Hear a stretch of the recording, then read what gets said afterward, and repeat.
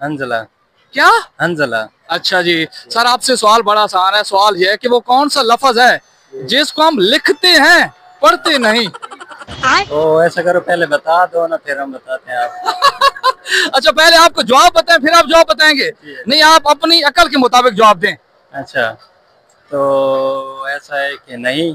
नहीं लफ्ज है? हाँ। वेरी गुड नाज़रीन, आपने इसकी शादी के लिए दुआ करनी है। हाँ। अस्सलाम वालेकुम। वालेकुम सलाम। कैसे हैं सर? अल्लाह का शुक्र। कहाँ से? गुजरावाला से। थोड़ी थोड़ी स्माइल है, क्यों? हैरियत तो है? क्यों स्माइल नहीं करनी चाहिए? नहीं मतलब स्माइल भी है लेकिन थोड़ी थोड़ी है ना। ज्यादा करने।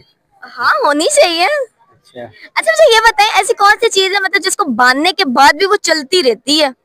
बांधने के बाद भी चलती रहती है? हाँ, हेल्प ले सकता हूँ? हाँ ले सकते हैं, किसी से पूछ लें। बांधने के बाद भी चलती रहती है,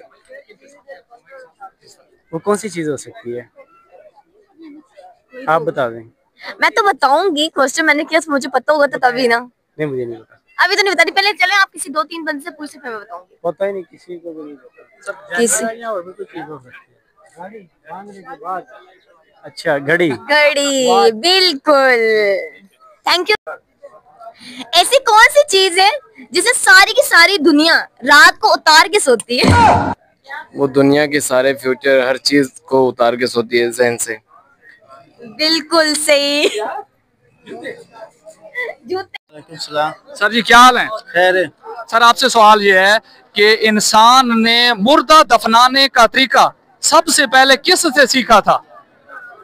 यार जी असा अफगानी असा आपला वतन तो ना तो सा इति दफने ने ओ कैसे करे ने ओ दिना ओरा को आप में वे को सब